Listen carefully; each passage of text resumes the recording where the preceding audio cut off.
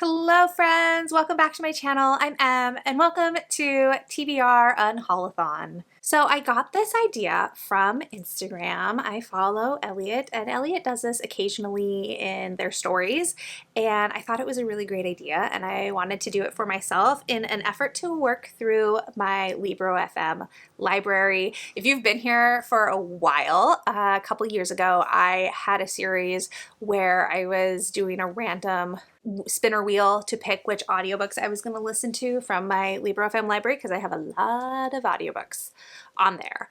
And this time I have just picked 5 books that I've had for a while that I am still interested in reading, and I'm gonna read a little bit from all 5 of them and see which ones I am still interested in reading and which ones I can just get rid of. These are all the books that I have selected, the 5 books. Am I a little nervous about picking 5 books to potentially read, because what if I like all of them, then you know, it is what it is, especially since 2 of them are a little on the chunkier side. But I'm also genuinely excited to read these. There's like most of these authors I haven't read from before. Zadie Smith I have, but it was a nonfiction book, which is very different. And yeah, they're also like all different genres, all different types of writing.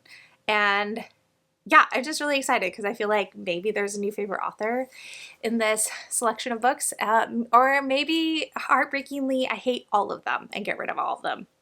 Who can say? But yeah, this is the plan for the weekend. She says optimistically like she's gonna read 5 books in one weekend, but you know, that's okay.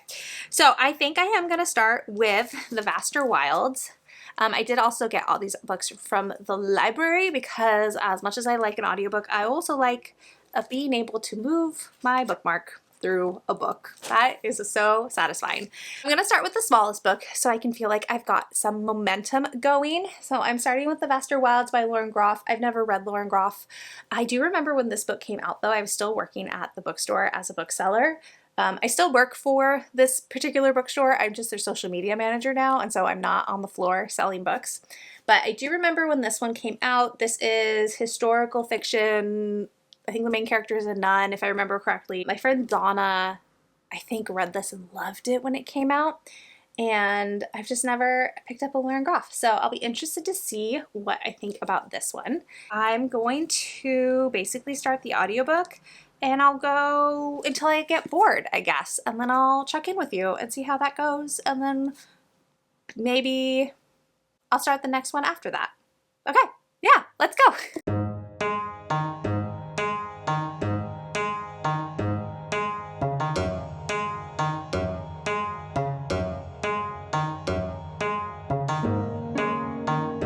All right, I am 25% of the way through The Vaster Wilds. The bookmark is wrong. And I am honestly surprised to say that I am gonna keep going. I definitely thought before I started it, and when I first started this book, that it would be a pretty quick DNF. I just didn't feel like this was gonna be like my type of book. And when it started, I was still not quite sure that this was gonna be a book for me, but it's growing on me and I'm definitely maybe not invested, but intrigued for sure. We're following an unnamed main character. She's a servant in this colonial settlement and she is running away from the settlement at the beginning of the book, and she is going into the forest and surviving on her own. And it is winter, and you quickly figure out through her thoughts and memories that there has been maybe not a famine in the settlement, but they are starving. They're slowly starving through the winter. And the little girl that our main character has been taken care of since she was born has died of starvation, and our main character was close behind her and ran away because she did something to someone in the village or settlement or whatever you want to call it. Anyways, and so we got some stuff in the forest, which the survival stuff, it was where I was like, oh, I don't know if this is going to be for me.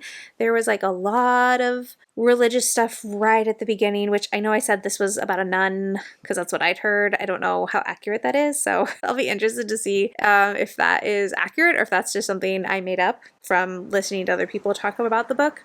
But there was a lot of religious talk about God and belief, but talked in a devout way, and religious books tend to only be my thing if we're deconstructing religion or religious trauma. I'm not interested in pious books as a general rule, but that did get a little less intense as we got through the book, and at the part I'm at now, we're kind of doing a flashback for how our main character got to what will someday be the United States. I will say, I think this book is pretty bleak so far. Life is not gentle for anybody at that time, but certainly not for our main character. I think eventually, based off of the flap, that we are going to be talking about colonialism and the danger and horrific nature of colonialism. So that's definitely adding to my intrigue. Like, I would like to get to that point. I am not committing to finishing this book by any means, but at 25% through, I think I'm going to keep going. So I will pop back in later.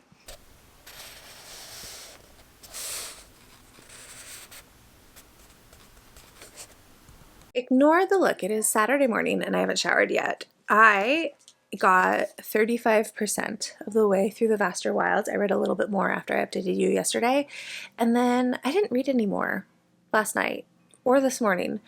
I had time to read. The book was there and available to me, but it just wasn't what I wanted to pick up. So I ended up reading other things. So I think, given that I'm not inclined to pick this back up again, even though I was interested, I'm gonna put it down for now and we're gonna move on to the next book. I'm not gonna officially call it a DNF. I just think there might be like a specific time and environment for me to read this book, and I don't think it's one I can like dip in and out of, like be a distracted reader. So I'm gonna set it aside for now, and I'm going to move on to the next book.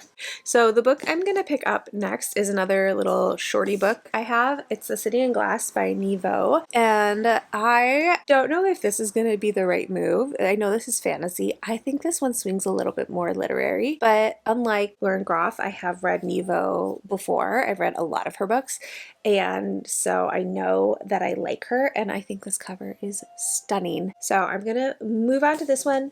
Maybe I'll come back to Vaster Wild. Maybe I won't. I will make a decision before this video is over though, I promise. So for now, let's dive into this one and see how that goes.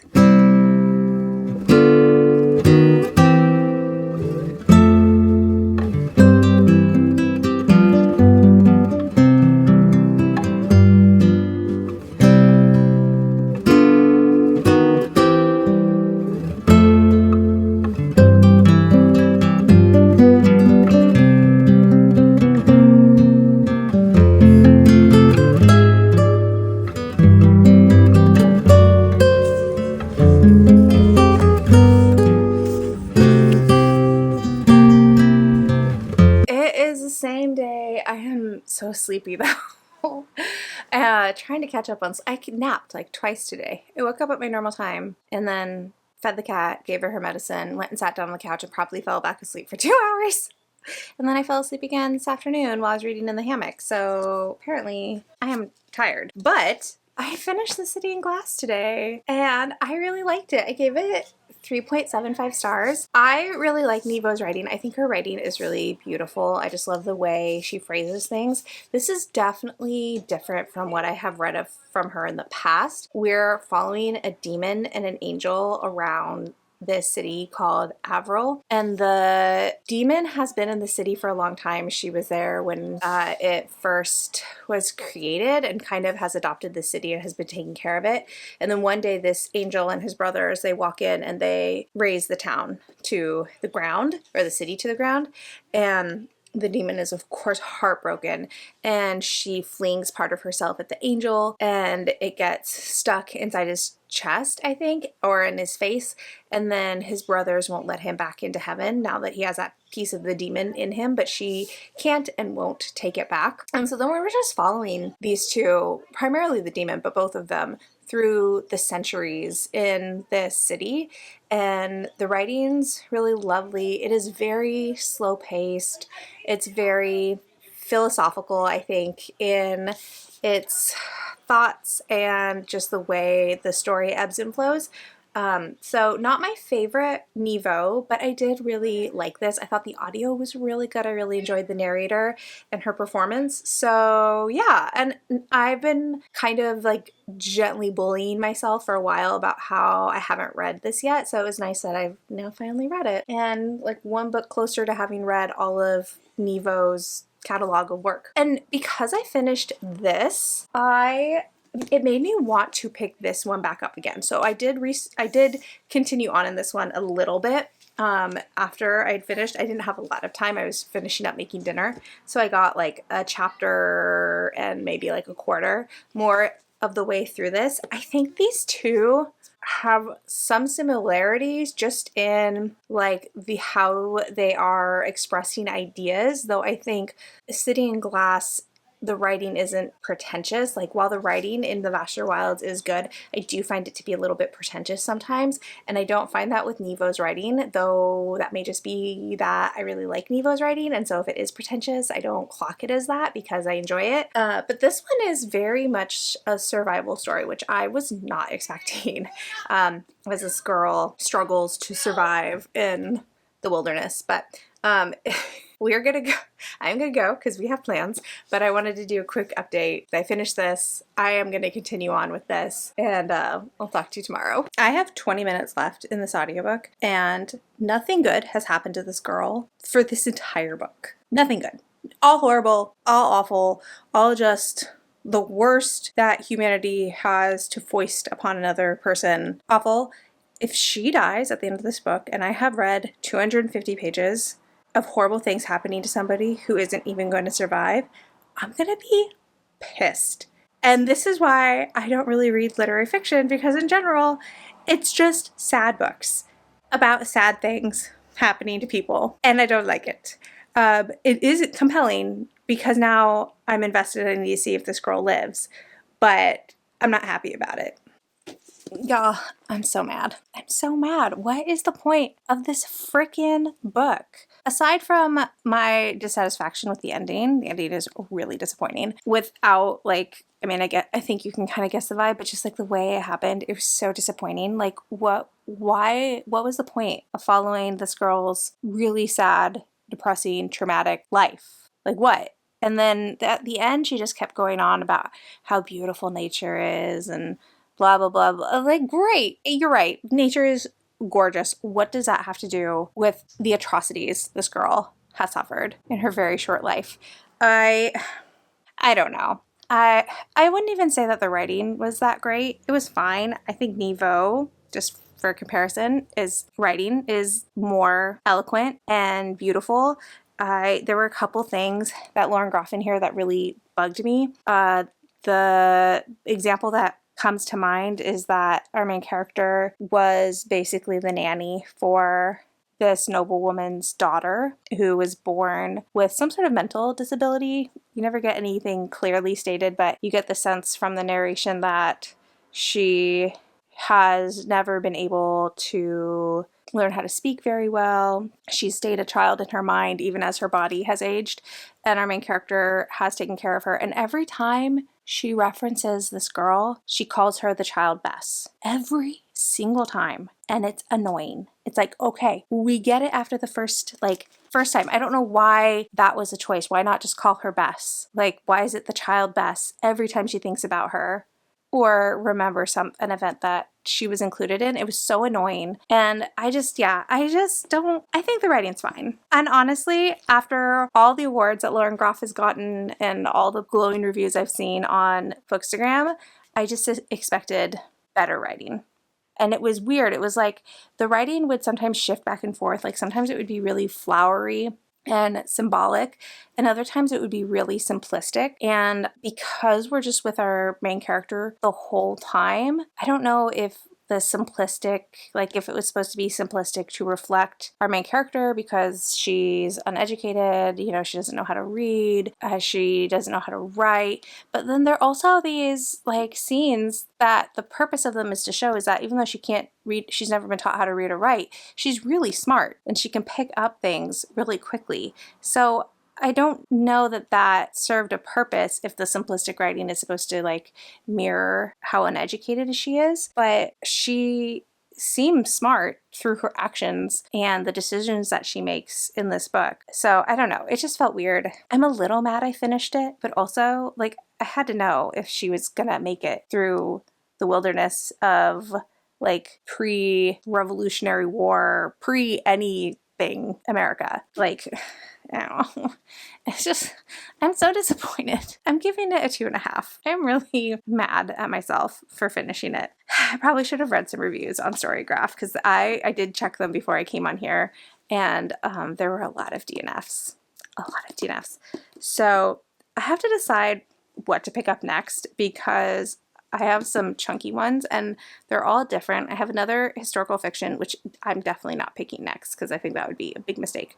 I'll save that one for later. I have a horror or I have a fantasy. I'm leaning towards the horror in the hopes that it is faster paced and that I can get into that really quick, though I haven't heard great reviews for that one.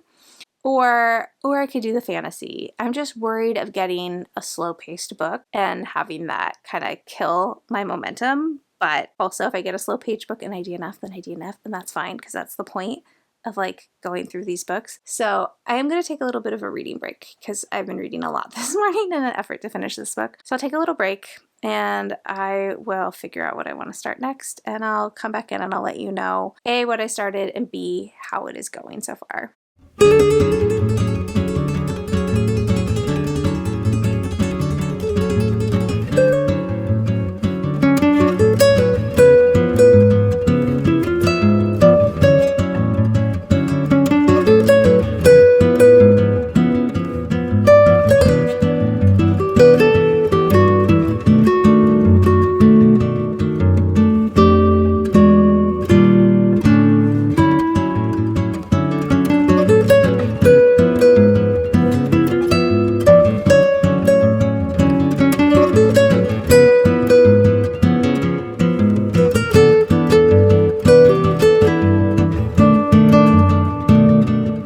As you probably guessed from that footage, I DNF'd Rouge. I made it a whopping 3% into this book. I got through the prologue, which is told in kind of like a fairy tale way about our main character and her relationship with her mother. Our main character's name is Belle, and her mother's like fascination with beauty. And then we get to chapter 1, which is set in 2016, and it is first person POV from Belle finding out that her mother has died, going to the funeral, and such. And yeah, it was like 24 pages that I got into it. And it's first person present, and present tense, for whatever reason, really does not stick in my brain. I find myself having to reread quite a lot when I read present tense. Again, I wish I knew why that tense was such a struggle. You would think it's only, you know, it should be such a minor shift, but it just doesn't work for me. And if I had come off of a book that I'd really loved, maybe I would have had more patience for a writing style that is more of a struggle for me. But because I was so upset about the Vaster Wilds, I couldn't bring myself to willingly continue on with the book that I really don't think is going to be for me. I know this explores the beauty industry, and also it is kind of a fairy tale retelling, and those also don't really work for me. I don't love a fairy tale retelling generally, and so yeah, it's just gonna not waste our time reading something that may not work for us. may not work for me. So then I did move on to the next one, which I had a lot of reservations about picking up because, like the things I just said about Rouge, could be applied to this book too. I picked up After the Forest by Kel Woods. This is historical fantasy. This is a fairy tale retelling, but I think I like what this one is doing with fairy tale retellings better. Also, I'm reading so much of this. Like, I'm so far in. So obviously it has gone so much better from the get-go. I really like the narrator for this audiobook. Let me tell you what their name is. Also, backtracking a little bit, part of the reason I stuck with The Vaster Wilds is because January Lavoie is the audiobook narrator for that one, and January Lavoie is one of the best audiobook narrators ever, in my opinion. So, like, of course I'm going to continue to listen to a book that she is reading, even if I don't like the contents of the book. So that's also my justification for why I finished. The narrator for After the Forest is Esther Wayne, and I think she's doing a really good job. I really like the quality of her voice. I like how she's telling the story. There are some accents in here, which it's nice to hear her do because she does them well. Anyways, this is maybe not a fairy tale retelling, but a continuation of a fairy tale. Our main characters are Greta and Hans, and yes, it's Hansel and Gretel, and it's what happens after Happily Ever After, which that I do find interesting. I like that take on a fairy tale rather than a fairy tale retelling. So we're mainly following Greta. She's 23 and she is still living in the village in the house that she lived in as a child, and she is just kind of going about her life, trying to survive. Hans is not making it easy for her. He has started gambling. They're in a monumental amount of debt at this point, and she does not know how they are going to get through. And then this magic that Greta has felt in the background for a long time starts to make itself louder and more known, and there's ramifications from that. And so we're following all these different things.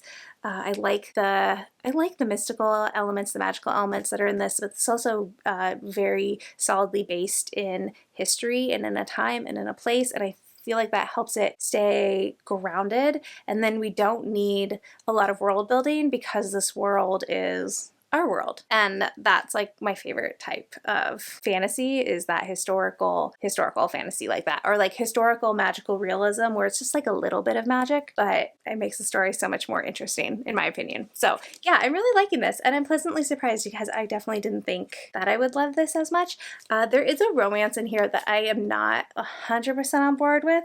Not that there's anything bad about it, I just don't know that I buy into it. I don't know that we needed a romance, though for the time and for the expectations placed on women, it definitely makes, I'm assuming it's going to make some resolutions a little bit more historically accurate if there is a romance for Greta, but it's not, I'm not like swooning over this romance, but I am having a really good time. I'm hoping to finish it by tomorrow for sure, and then give The Fraud a chance, and then we'll see where we go from there. We'll see how The Fraud goes. But yeah, I'm very surprised and kind of delighted that I am liking this as much as I am. I don't know what my rating will be yet though. It's not a 5, but I could make an argument for anywhere between like a 3 to 4.5 at the moment.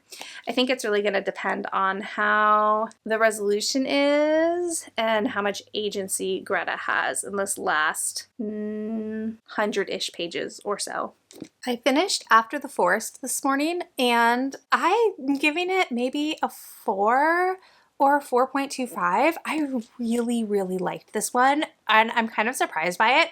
I feel like I haven't heard like the best things about this book, but I really liked how Kel Woods took fairy tales and fairy tale archetypes and played with them.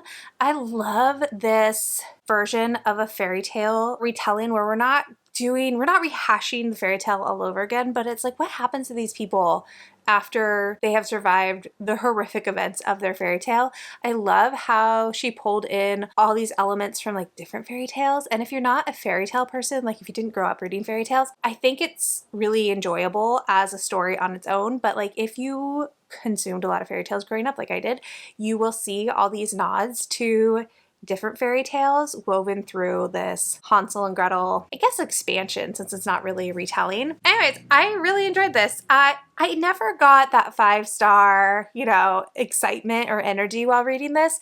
Again, the romance, never really bought it, but like I could see what Kel Woods was doing, like what fairy tale things she was weaving in. But I really liked it. I liked that it was set in the real world with just some fairy tale and magic elements thrown in. I mean, maybe it's the real world. Granted, I don't know European areas very well for in like a historical context. I'm assuming this is a real place, but it's set in 1650. So like European witch trials are very much a thing. So that is a big element of this book, is not that witch trials are actually happening, but that fear of witches is still there, and that mob mentality and blaming happenstance and bad luck on women is there. And I do usually try to avoid those books because it stresses me out so much, but I really liked it. The ending of this was really action-packed, suspenseful. I love the agency that Greta gained as we moved through this book, and yeah, it was just such a fun time. I really enjoyed it, and I'm so glad that, if nothing else, like doing this little unhaul-a-thon got me to read this book because I really liked it. So that means we're moving on to the last book, which I am very nervous about. We are moving on to The Fraud by Zadie Smith. I definitely kind of picked the most intimidating book for last. I am kind of scared of this. We'll see how it goes. Though I do like that the chapters look like they're really short. Some of them are only a page. The font looks pretty big. Some of them are less than a page long. So yeah, I'm hoping that this is not going to be as intimidating as I think it's going to be. I'm hoping it's going to be like a Cloud Cuckoo Land by Anthony Doerr situation, where I was really intimidated by that book and then I started it and absolutely loved it and flew through it in like 2 days, even though it's a 500-page book. I just couldn't put it down. I'm hoping that we're going to get that in this. But who knows? So I'm going to start this and I will touch base with you in a little bit. I am back many hours later, but roughly in the same spot, to let you know that I read 52 pages of The Fraud and I am DNFing it. I know Zadie Smith is a great writer. But I have only read her nonfiction. I have never picked up one of her fiction books, and I don't know that this is the right place to start. This is deeply literary. And it's historical, and I think we're going to be following 3 different POVs or things, but right now we're in 1873 in England, and we're following Eliza Touche, who's a Scottish housekeeper, and just going through her life, and it's very like slice of life. There's a lot of talking and I'm just bored. I did listen to those 52 pages, and she does the audiobook and reads the audiobook herself, and I don't know that that's the best choice they could have made. I think she's a good narrator when she's narrating her nonfiction. I don't know that she's my first choice narrator for this book. I kind of wish they had gotten a professional narrator for it. And then I did sit down to be like, okay, I'm going to read a little bit just with my eyeballs and see if that's better or different. And I got halfway down the page and was like, I don't care. I just don't care. And I could push my way through this book, but it feels like a 3-star or like a 3.5. And if it's a 3.5, it's a 3.5 for style and for Zadie Smith's ability as a writer, not because I had a 3.5 level of enjoyment in it. Does that make sense? So yeah, that's a no for me, dog. Sorry.